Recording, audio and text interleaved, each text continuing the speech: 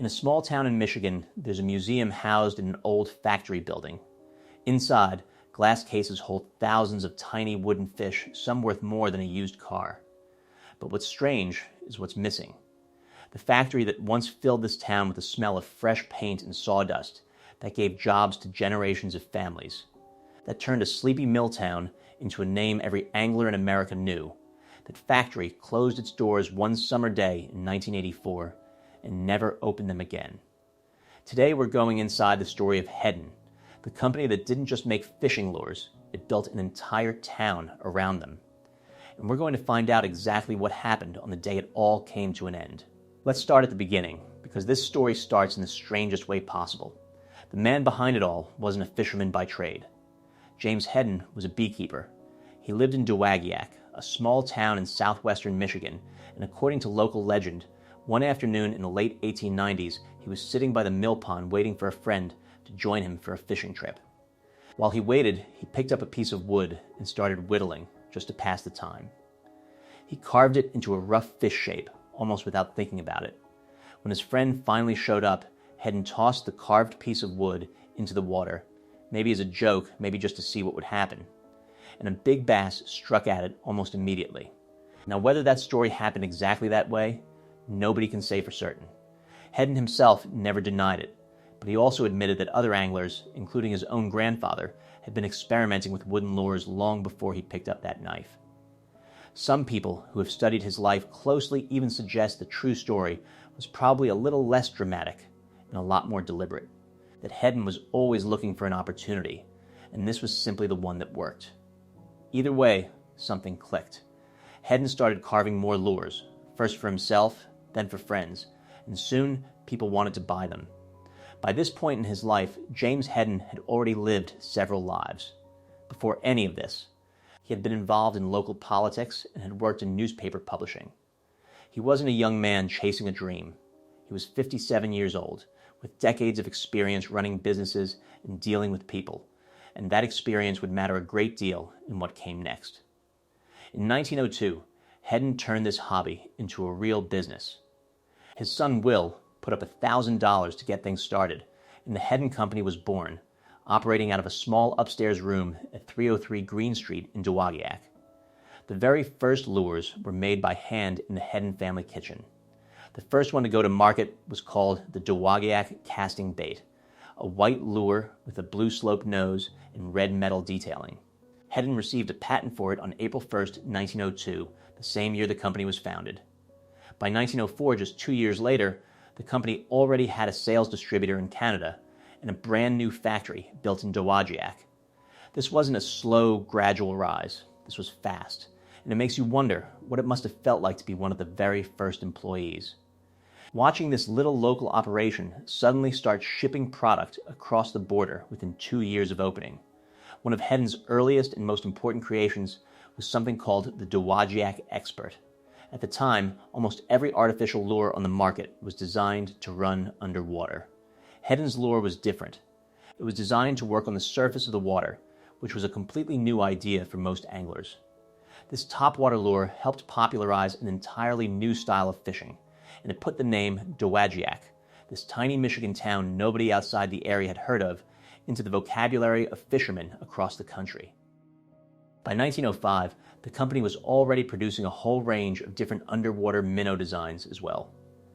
If you ever come across one of these very early Heddon lures, there's an easy way to spot it. The oldest models had 3 long flowing gill marks painted underneath large glass eyes. And these weren't quick, cheap paint jobs either.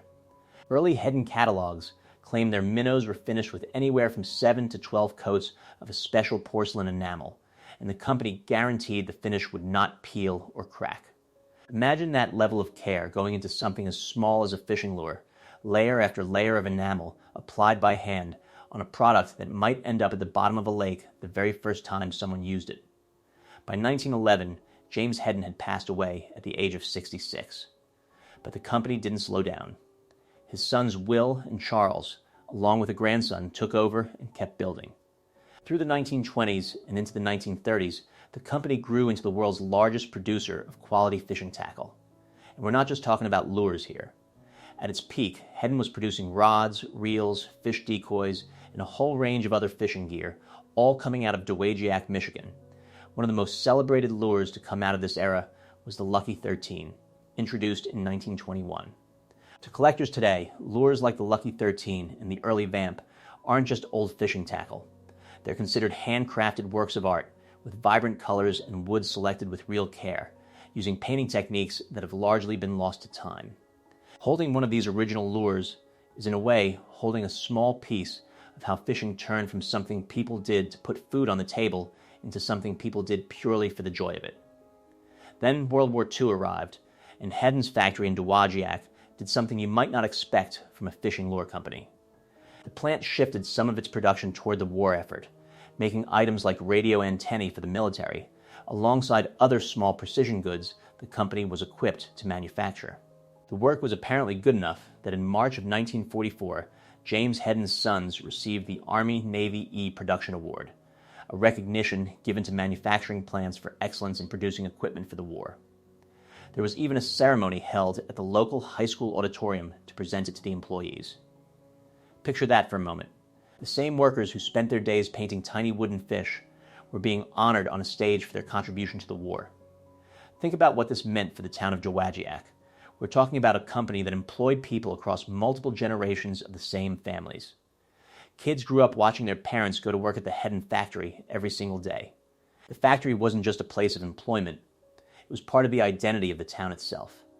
If you grew up in Dowagiac in the early to mid-1900s, chances are someone in your family, maybe several someones, spent their working life inside that building, painting lures, assembling reels, packing boxes that would be shipped out to tackle shops across the country.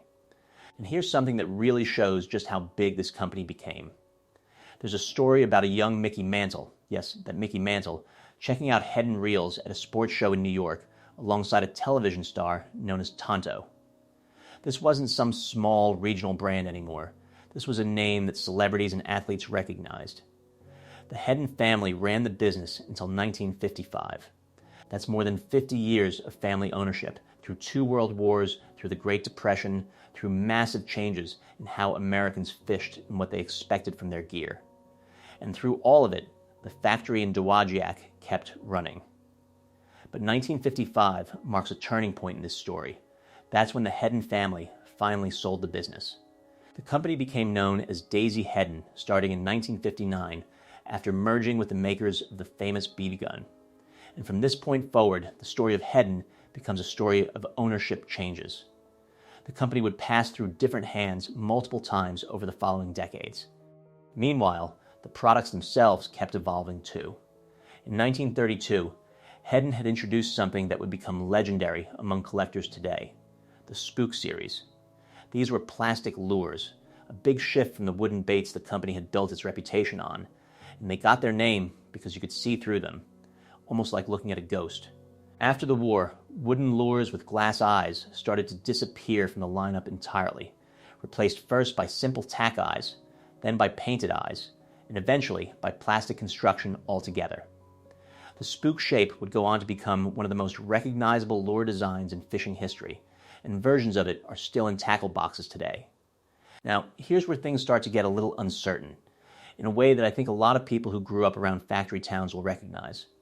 When a local company gets bought by a bigger corporation, life doesn't necessarily change overnight. The lures kept getting made. The factory kept running. People kept going to work every day, just like they always had. But somewhere, in offices far away from Dowagiac, decisions were being made about the future of that factory that the workers had no part in. Through the 1960s and into the 1970s, Heddon continued making both wooden and plastic baits, still operating out of Dowagiac, still employing local families. The company had been through ownership changes before and survived. There was no reason for anyone working there to think this time would be any different. As late as the early 1980s, the company was still putting out full-color catalogs each year, 20-some pages showing off their full range of rods, lures, reels, and hooks, just like they always had. Then, on November 28, 1983, PRADCO purchased the Heddon Company. PRADCO was based in Fort Smith, Arkansas, and they already had their own large lure manufacturing operation there. In fact, by this point, PRADCO's factory was considered the biggest and most up-to-date lure manufacturing facility in the country. From a business standpoint, the decision that came next probably looked simple on paper. Why run two factories when you could consolidate everything into the more modern one? For the people of Dowagiac, though, this wasn't a line item on a spreadsheet. This was their factory. This was where their parents had worked, where they themselves had worked, in some cases for their entire adult lives. The move happened fast. PRADCO decided to consolidate operations, moving everything from Dowagiac down to Fort Smith, Arkansas, and on August 9, 1984, less than a year after the purchase, the Heddon factory in Dowagiac closed for good. Think about that timeline for a moment. A company that had been part of this town's identity for over 80 years, founded by a local beekeeper, built up by his sons and grandson, employing generation after generation of local families, surviving 2 world wars and the Great Depression, and within 9 months of a corporate purchase, the doors closed permanently. At the time the factory shut down, Heddon was still producing a mix of wooden and plastic baits. Most of what was left in inventory was old stock from the Dowagiac plant, still packaged in the original Heddon packaging. There's something almost haunting about that detail.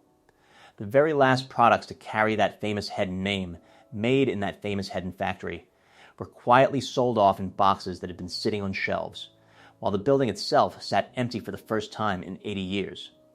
So what happened to the building after that?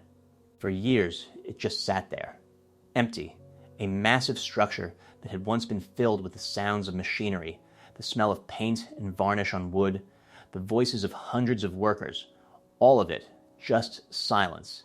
There's a story about a local kid named Don, who used to go dumpster diving at the old factory because he couldn't afford to buy the lures himself. He'd walk past the old Heddon plant on his way to work every day, watching it slowly fall apart. Bricks were literally falling out of the walls. The pipes had burst. This building that had meant so much to so many people for so long was just decaying, piece by piece, with nobody to stop it. But here's where the story takes a turn that I think is genuinely heartwarming. Don and his wife Joan loved history, and they didn't want to see this part of Dowagiac's story simply disappear into rubble. So in 1991, they bought the old factory buildings themselves. They moved part of a production line into one of the buildings, and in 1995, they opened the National Head Museum in the other.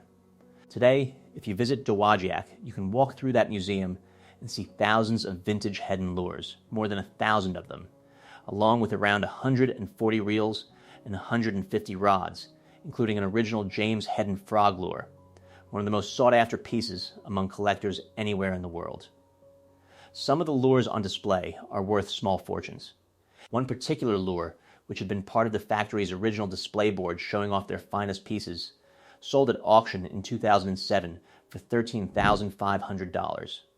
A single fishing lure. As for the Heddon brand itself, it didn't completely disappear. PRADCO still produces some Heddon-branded plastic baits today, including familiar names like the Zara Spook and the Tiny Torpedo, and occasionally releases special Wooden Collectors Series lures under the Heddon name as well. But the factory that made it all, the one in Dowagiac that James Heddon's family built from nothing, that one is gone. What remains is a museum, a handful of preserved buildings, and millions of old lures scattered across tackle boxes, basements, and antique shops all over the country. If you ever come across an old Heddon lure, whether it's tucked away in your grandfather's tackle box, sitting in a bin at a garage sale, or displayed behind glass in a shop somewhere, take a closer look at it. That little piece of painted wood or plastic was likely made by someone in Dowagiac, Michigan, someone who walked to that factory every day, who knew their neighbors on the production line, who was part of something that, for over 80 years, defined an entire town. And then one day in August of 1984, it was over. If you enjoyed this look back at the story of Heddon, make sure to subscribe, because there are a lot more stories like this one waiting to be told about the factories, the brands, and the people that built America, and what happened when it all came to an end.